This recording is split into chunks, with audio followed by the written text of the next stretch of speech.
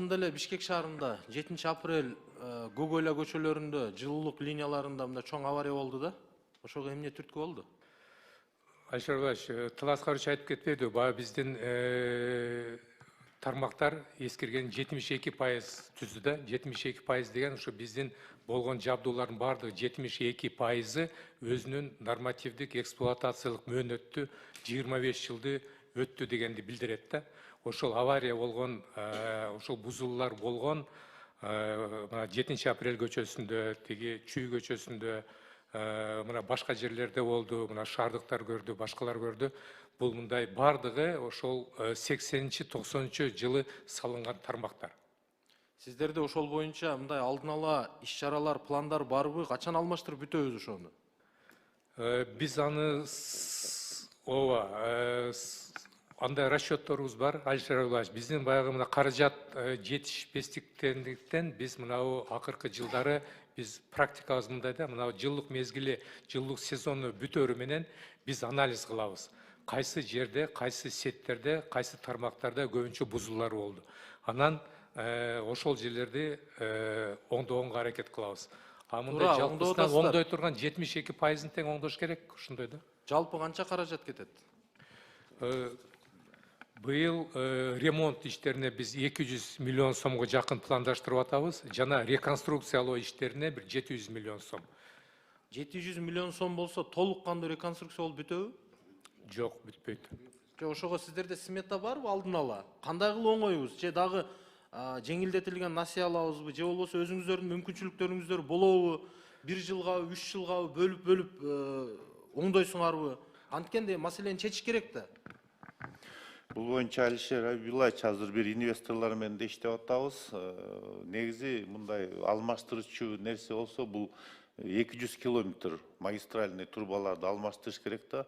Бул жөндөн жөн алмашпай эле баягы сеченияларында көбөйтүш керек да, 500дү, 700дүккө, 700, 900дүк. Мындан тышкары баягы айтып кетиш керек, ТЭЦ-2 менен Бишкек Селмаш боюнча жаңы ТЭЦ куруу боюнча баягы азыр инвест соглашение кол коюлган. Ошонун алкагында шаарга баягы 3 жактан чоң источник болуп атат да. Ошону менен баягы сеттер кыскарса, баягы давление, басым боюнча нагрузка азаят да, ошону менен кичине улучшение болот да. То есть мындай оптимизацион иштерди да алып барып атабыз. Но негизи жалпы айтсак, мынакей 1 километр линия теплосетке где-то орто эсеп менен 4,5 миллион АКШ доллар талап кылат да. Бүгүнкү примерно смета менен санасак. Ошондо 200 километр линияны алсак, бул где-то 900 миллион АКШ доллардай түзөт да. Муну поэтапно жаңыртабыз. И экинчи жактан биз локализация кылып атабыз да. Эң узун тармак эле могу жана чыгыш аталып кеткен сет. Мында тышкары тяжелый Запад 1, Запад 2, Запад 3 деген линия бар да. Ошолорду биз кыскартабыз да.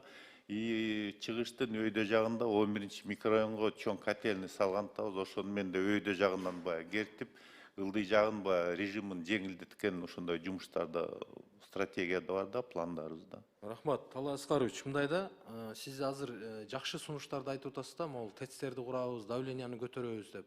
Бирок ал жакта головнойлорду койсоңуздар, сиздердин ички линияңыздар ошону көтөрөбү? Ошол давленияны?